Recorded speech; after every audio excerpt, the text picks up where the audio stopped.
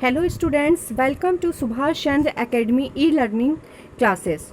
So students, I am going to discuss about pollen grains which have taken from chapter 2 sexual reproduction in flowering plants for class 12th biology. So okay students, सबसे पहले मैं pollen grains का जो previous topic में मैंने जो discuss किया था वो मैं बताने जा रही हूँ.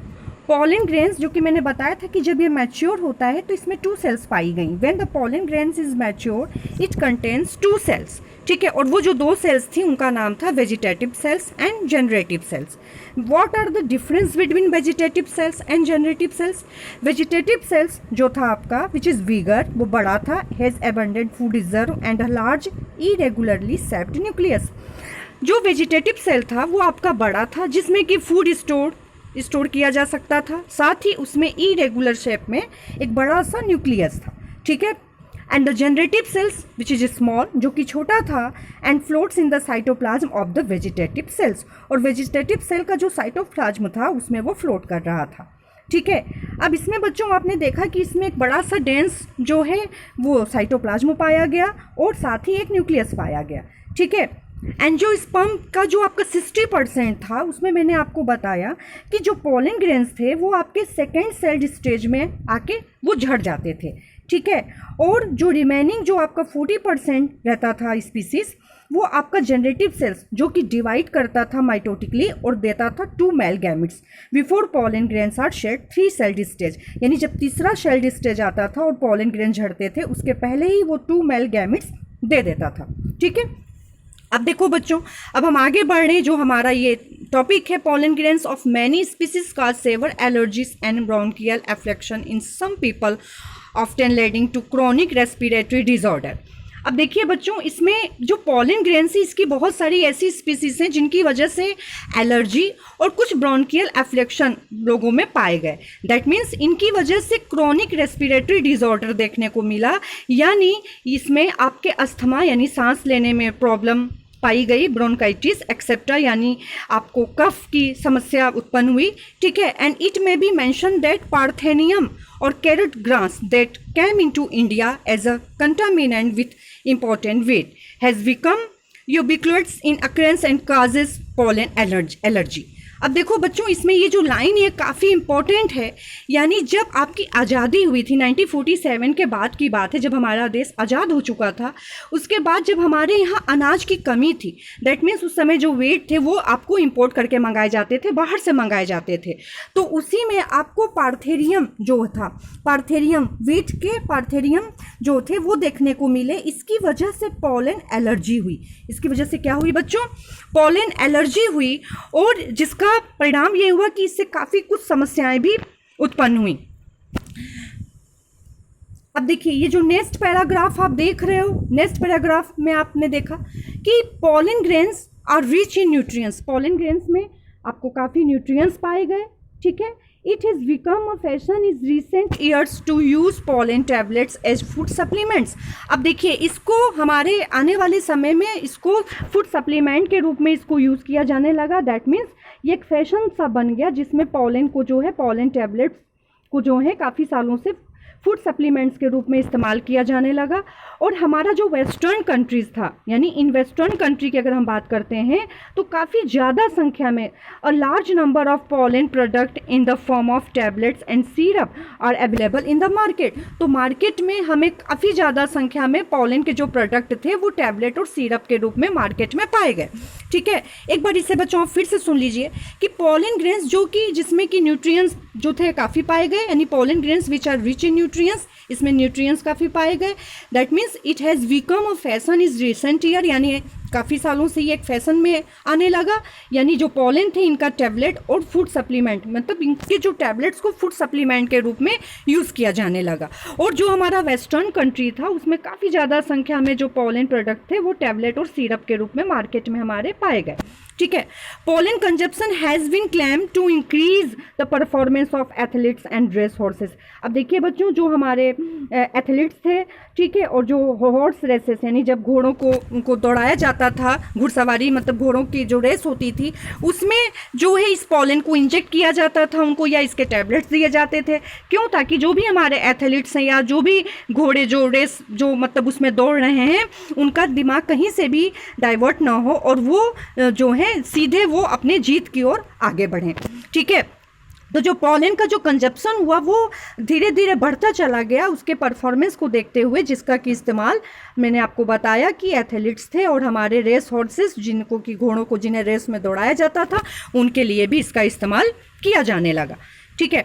अब देखिए बच्चों, नेक्स्ट है आपका when once they are shed, pollen grains have to land on the stigma before they lose viability if they have to bring about fertilization। अब देखिए बच्चों, यहाँ पे इस लाइन को आप थोड़ा सा ध्यान से समझिए कि जब एक बार पॉलन ग्रेन गिर जाएंगे तो पॉलन को लैंड करना होगा स्टिग्मा के ऊपर ताकि वो फर्टिलाइजेशन कर सकें। अब ध्यान से देखिए, अगर पॉलन को फर्टिलाइजेशन करना है तो उसको लैंड करना होगा स्टिग्मा पे, ठीक है। और कब तक लैंड करना होगा? जब तक कि वो अपने विएबिलिटी को यानी वो अपनी क्षमता को खत्म न कर दे, उसके पहले ही उसको जो है फर्टिलाइजेशन के लिए उसको स्टिग्मा तक पहुंचना होगा, ठीक है। क्योंकि वो अपने विएबिलिटी लॉस करने से पहले स्टिग्मा तक अगर नहीं पहुंचा तो फर्टिलाइजेशन पॉसिबल नहीं है, ठीक है। अब देखिए, how long do you think the pollen grains retain viability. अब आप ये सोच सकते हो कि पॉलन ग्रेन्स में जो विएबिलिटी होती है, जो क्षमता होती है, वो कितने समय तक होती है, कितने टाइम तक होती है। तो एक चीज़ बच्चों ध्यान से आप समझ लीजिए कि जो पॉलन होते हैं, पॉलन ग्रेन्स में जो ये इनकी जो विएबिलिटी होती है वो आपको काफ़ी ज़्यादा वेरिएबल अलग अलग देखने को मिलता है। यानी किसी में जो है ये 30 मिनट्स तक इनकी जो विएबिलिटी होती है वो होती है, और किसी में ये जो है महीनों इनकी जो है विएबिलिटी होती है, इनकी जो क्षमता होती है वो प्रेजेंट होती है, ठीक है। तो अब बच्चों इस लाइन को ध्यान से आप समझिए कि the period for which pollen grains remain viable is higher variable and to some extent depends on the prevailing temperature and humidity. अब देखिए बच्चों, ये जो पीरियड होता है पॉलन ग्रेन्स का कि वो कितने टाइम तक विएबल, उनकी जो क्षमता बनी रह सकती है, वो बिल्कुल वेरिएबल होता है, अलग अलग होता है। कुछ में ये डिपेंड करता है उनके, ये किस पे डिपेंड करता है पॉलन की, ये जो भी उसकी टेम्परेचर होती है, जो ह्यूमिडिटी होती है, उस पर ये डिपेंड करता है। अब देखिए, इन सम सीरियल्स, अगर हम कुछ अनाज की बात करते हैं जैसे आपका राइस हो गया एंड व्हीट हो गया, जो pollen grains loss viability within 30 minutes of their release. यानी जब ये रिलीज करने से बिफोर 30 मिनट्स यानी 30 मिनट के अब पहले, मतलब जब ये आपका जो रिलीज होते हैं उसके पहले 30 मिनट के अंदर ये अपनी विएबिलिटी जो है 30 मिनट के बाद ही अपने जो क्षमता को लॉस करते हैं। And in some members of Rosaceae, Leguminosae and Solanaceae they maintain viability for months. और कुछ ऐसे फैमिली मेंबर्स होते हैं जैसे हम रोजेसी, लेग्यूमिनोसी और सोलेनेसी की अगर हम बात करते हैं तो ये अपनी क्षमता यानी विएबिलिटी को ये महीनों तक ये मेंटेन कर सकते हैं। इसको बच्चों एक बार फिर से समझ लीजिए, the period for which pollen grains remain viable is highly variable. इनमें जो पॉलन ग्रेन्स की जो विएबिलिटी होती है यानी जो क्षमता होती है वो काफ़ी ज़्यादा अलग होती है, यानी ये डिपेंड करती है उनके टेम्परेचर और ह्यूमिडिटी पे डिपेंड करती है। कुछ अनाज जैसे हमने राइस और व्हीट की बात किया तो इसमें जो पॉलन ग्रेन्स जो होते हैं वो रिलीज होने के आपके 30 मिनट्स के अंदर जो है 30 मिनट्स बाद ही अपनी विएबिलिटी को क्या करते हैं, लॉस करते हैं, ठीक है। यानी 30 मिनट के अंदर अगर फर्टिलाइजेशन हुआ तो हो जाएगा, अगर 30 मिनट क्रॉस हो गया तो फिर कोई फायदा नहीं होता है, ठीक है। और अगर हम कुछ और मेंबर्स की बात करते हैं जैसे रोजेसी हो गया, लेग्यूमिनोसी हो गया और सोलेनेसी की हम बात करते हैं तो इनमें ये अपनी क्षमता को महीनों तक मेंटेन रख सकते हैं, ठीक है। अब देखिए बच्चों, you may have heard of storing semen sperms of many animals including humans for artificial insemination। आपने बच्चों सुना होगा कि जो आर्टिफिशियल इंसेमिनेशन के लिए चाहे वो एनिमल्स हो उसके साथ ही ह्यूमन का जो सीमेन होते हैं, जो स्पर्म होते हैं, उनको स्टोर करके रखा जाता है, ठीक है। किसके लिए रखा जाता है? आर्टिफिशियल इंसेमिनेशन के लिए। So it is possible to store pollen grains of a large number of species for years. अब देखिए, इसी तरीके से हम पॉलन ग्रेन्स को भी मतलब काफ़ी ज़्यादा संख्या में इनकी स्पीसीज को कई सालों के लिए हम इसको स्टोर करके रख सकते हैं। और उसको कैसे रखते हैं? जो लिक्विड नाइट्रोजन होता है यानी -190 डिग्री सेंटीग्रेड पे हम इसको स्टोर करके सालों के लिए हम इसको रख सकते हैं, ठीक है। And such stored pollen can be used eight pollen bank. और इसको हम किस रूप में यूज कर सकते हैं? पॉलन बैंक के रूप में यूज कर सकते हैं, सिमिलर टू सीड बैंक। जैसे कि हम सीड को स्टोर करने के लिए सीड बैंक का इस्तेमाल करते हैं, उसी तरीके से हम पॉलन बैंक का भी इस्तेमाल करते हैं। किसके लिए बच्चों? इस पॉलन ग्रेन्स को काफ़ी ज़्यादा संख्या में जिनकी स्पीसीज होती है कई सालों के लिए, उनको हम स्टोर कर सकते हैं इन क्रॉप ब्रीडिंग प्रोग्राम, ताकि हम आगे चल के क्रॉप ब्रीडिंग प्रोग्राम में इनका इस्तेमाल कर सकें। ठीक है, तो आई थिंक बच्चों आपको ये टॉपिक जो है, ये जो प्रोसेस था, ये आपको समझ में आया होगा पॉलन ग्रेन्स के बारे में। ठीक है, यानी इनकी जो वेबिलिटी होती है वो आपकी बिल्कुल अलग होती है, वेरिएबल होती है, अलग अलग जो भी आपके, जैसे हमने राइस और व्हीट की बात किया तो इनमें ये 30 मिनट के अंदर अगर पॉलिनेशन होता है तो ये अपनी वेबिलिटी लॉस किए बिना ये पॉलिनेशन यानी ये आपका फर्टिलाइजेशन कर सकते हैं। ठीक है, अगर 30 मिनट क्रॉस हो जाता है तो फिर सारी चीज़ें बेकार हो जाती हैं, तो फर्टिलाइजेशन होना पॉसिबल नहीं है। ठीक है, और कुछ मेंबर्स जैसा कि हमने रोजेसी और लेग्यूमिनेसी की बात की, इसमें ये महीनों तक अपने आप को इनकी जो विएबिलिटी होती है उसको ये मेंटेन कर सकते हैं। अब देखिए बच्चों, नेक्स्ट है आपका द पिस्टिल मेगास्पोरेंजियम, जिसे कि हम ओव्यूल भी कह रहे हैं, एंड एम्ब्रियो से। अब इसमें बच्चों ध्यान से देखिए, अब इसमें जो सबसे इंपॉर्टेंट है वो आप ये देखिए कि सबसे पहले आपने इसके पहले मेल गैमेटोफाइट के बारे में मैंने आपको पढ़ाया था, जिसमें आपने एंड्रोसियम के बारे में पढ़ा था कि एंड्रोसियम जो था वो किसको रिप्रेजेंट किया था, वो male reproductive part of flower को रिप्रेजेंट किया था। इसी तरीके से हम बात कर रहे हैं पिस्टिल मेगास्पोरेंजियम और एम्ब्रियो सेक की बात कर रहे हैं। अब देखिए बच्चों, इसमें जो गाइनोसियम होता है, ठीक है, तो गाइनोसियम किसको रिप्रेजेंट करता है? Gynoecium which represent the female reproductive part of a flower. ये किसी भी फ्लावर के जो है फीमेल रिप्रोडक्टिव पार्ट को रिप्रेजेंट करता है।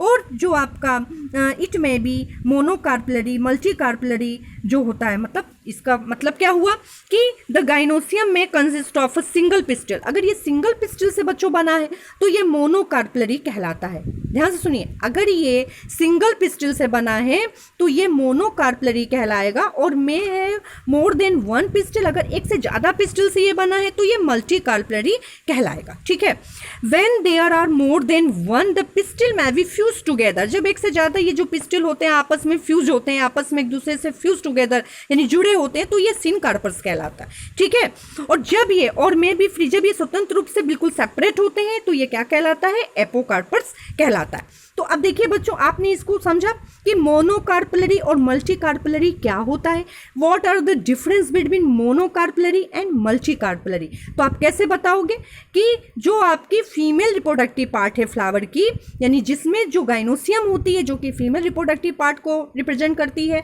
इनमें जो गाइनोसियम होती है वो अगर सिंगल पिस्टिल से बनी है तो वो मोनोकार्पलरी कहलाएगी, अगर वो एक से ज़्यादा पिस्टिल से बनी है तो वो मल्टीकार्पलरी कहलाएगी। इसी तरीके से जब ये आपस में जो पिस्टिल जब अगर फ्यूज टुगेदर होते हैं तो ये सिनकार्पस कहलाएंगे, और जब ये फ्री होते हैं यानी अलग होते हैं, सेपरेट होते हैं, तो ये एपोकार्पस कहलाएंगे। ठीक है, अब जैसा कि आपने डायग्राम में भी देखा, जो आपका एनसीईआरटी के जो डायग्राम है उसमें भी आप देखोगे बच्चों, तो उसमें भी आपको जो फिगर है, आपका फिगर जो आपका है उसमें आपका 2.7 ए और बी अगर आप देखते हो, जैसे हिबिस्कस जो है जिसमें पिस्टिल आपके शो कर रहे हैं, और बी में आप देखोगे मल्टीकार्पलरी जो सिनकार्पस पिस्टल ऑफ पेपेवर, ये आप देख रहे हो। ठीक है, अब देखिए ईच पिस्टिल हैज 3 पार्ट्स। प्रत्येक पिस्टिल जो होती हैं बच्चों उसके क्या होते हैं? 3 पार्ट्स होते हैं। 3 पार्ट्स का मतलब क्या हो गया आपका? इसमें जो 3 पार्ट्स हैं वो आपके क्या हैं? जो 3 पार्ट्स हैं वो हैं the stigma, style and ovary. कौन से 3 पार्ट्स हैं? आपके स्टिग्मा है, स्टाइल है और ओवरी है।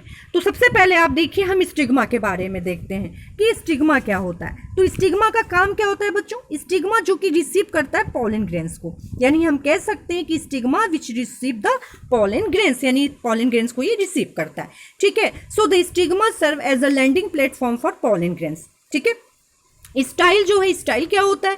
Which is the elongated slender part. ये जो है आपका लंबे में होता है, जो स्टाइल होता है ये लंबे में होता है, इसकी जो स्ट्रक्चर होती है, और ये कहाँ पाया जाता है? ये जस्ट स्टिग्मा के नीचे पाया जाता है। Listen carefully everyone, the style is a elongated slender part. ये आपका जो स्ट्रक्चर में कैसा होता है? ये पतला होता है बिल्कुल। ठीक है, एंड बीनीथ द स्टिग्मा, और स्टिग्मा के नीचे पाया जाता है। ठीक है, द नेक्स्ट है आपका जो है वो क्या है आपका?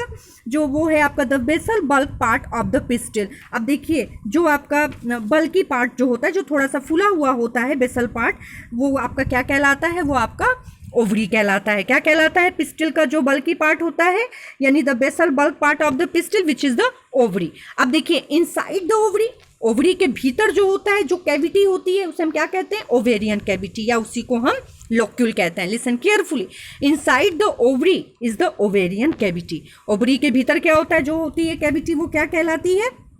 ध्यान से देखिए, विच इनसाइड द ओवेरियन लोक्यूला, इसको हम ओवेरियन कैविटी के नाम से जानते हैं। अब देखिए, इसी ओवेरियन कैविटी में ही के भीतर क्या पाया जाता है, प्लेसेंटा पाया जाता है। यानी जो प्लेसेंटा होता है ये कहाँ पाया जाता है आपका, is located inside the ovarian cavity. Placenta जो होता है इसी ओवेरियन कैविटी के भीतर जो है वो लोकेट करता है, पाया जाता है। ठीक है, तो एक बार इसको हम फिर से रिपीट कर दे रहे हैं बच्चों कि जो गाइनोसियम होता है विच is the female reproductive part of the flower, और जो गाइनोसियम है अगर ये सिंगल पिस्टिल से बने हैं तो मोनोकार्पलरी कहलाएंगे, अगर ये एक से ज़्यादा पिस्टिल से बने हैं तो ये मल्टीकार्पलरी कहलाएंगे। ठीक है, और जब ये there are more than one the pistil में भी, तो ये अगर ये फ्यूज टुगेदर होते हैं, आपस में एक दूसरे से जुड़े होते हैं तो सिनकार्पस कहलाते हैं, और जब ये में भी फ्री, जब ये स्वतंत्र रूप से बिल्कुल अलग होते हैं तो ये एपोकार्पस कहलाते हैं। पिस्टिल जिसके कि मैंने 3 पार्ट्स देखे, स्टिग्मा, स्टाइल और ओवरी। स्टिग्मा के बारे में मैंने क्या बताया, stigma which receive the pollen grains. Stigma क्या होता है, जो कि पॉलन ग्रेन्स को रिसीव करता है। ठीक है, स्टाइल जो है वो आपका कैसा होता है, ये आपका लंबा स्ट्रक्चर, पतला स्ट्रक्चर होता है। ठीक है, जो कि कहाँ पाया जाता है, ये आपका विनीत द स्टिग्मा के नीचे पाया जाता है। और जो आपका द बेसल बल्क पार्ट होता है पिस्टिल का, वो ओवरी कहलाता है। ठीक है, और इसी ओवरी के भीतर क्या होते हैं आपके, ओवेरियन कैविटी होते हैं, और ये जो प्लेसेंटा होती है वो इसी ओवेरियन कैविटी के भीतर प्रेजेंट होती है। ठीक है, अब देखो बच्चों, जो अब आपका नेस्ट है वो देखिए, ध्यान से देखिए, जो नेस्ट है वो आपका क्या है। आगे हम बढ़ते हैं। अब देखिए, इसमें आप बच्चों देख रहे हो कि अब देखिए, arising from the placenta are the megasporangia. अब आप इसमें ध्यान से देखिए कि जो आपका प्लेसेंटा है कंटेन्स द मेगास्पोरेंजिया, या फिर इसी को हम क्या कहते हैं, कॉमनली कॉल्ड ओव्यूल्स। इसे हम क्या कहते हैं बच्चों, ओव्यूल्स कहते हैं। अब देखिए, जो नंबर ऑफ ओव्यूल्स होता है, यानी the number of ovules in an ovary में जो नंबर ऑफ ओव्यूल्स होते हैं मे बी 1, अगर वो सिंगल होते हैं तो वो किस में, उसका एग्जांपल क्या देखने को मिलेगा, वीट हो गया, पैडी हो गया और मैंगो। यानी इनमें अगर क्वेश्चन आपसे पूछता है कि आपके किस में जो है आपकी जो ओवरी होती है, यानी the number of ovules ovary में कितने होते हैं, सिंगल होते हैं, तो उसके एग्जाम्पल क्या हो जाएंगे, वीट हो जाएंगे, पैडी हो जाएंगे और मैंगो हो जाएंगे। अगर इनकी संख्या यानी the number of ovules in an ovary जो है टू मैनी, ज़्यादा हो जाएगी, तो वो क्या कहलाएगी, उसका एग्जाम्पल क्या हो जाएगा, पपैया हो जाएगा, वाटरमेलन हो जाएगा और ऑर्किड्स हो जाएगा। ठीक है, तो आप इसको फिर से सुन लीजिए बच्चों कि जो प्लेसेंटा होती है, प्लेसेंटा जो है आपकी, the placenta which contains the megasporangia और ओव्यूल्स। ठीक है, और जो नंबर ऑफ ओव्यूल्स होते हैं ओवरी में, अगर वो सिंगल होते हैं तो वो किस में देखने को मिलता है, वीट में देखने को मिलता है, पेडी में देखने को मिलता है और मैंगो में देखने को मिलता है। और जब इनकी संख्या यानी the number of ovules in an ovary जो है काफ़ी ज़्यादा होती है, टू मेनी, तो वो किस में देखने को मिलेगा, ये आपका पपैया हो गया, वाटरमेलन हो गया और ऑर्किड्स में देखने को मिलता है। आई थिंक आपको ये समझ में आया होगा। नेक्स्ट जो है द मेगास्पोरेंजियम, ये हम आपको डिस्कस करेंगे नेक्स्ट पार्ट जो हमारा वीडियो होगा। ठीक है, और तब तक आप रिविज़न करते रहिए। Thank you.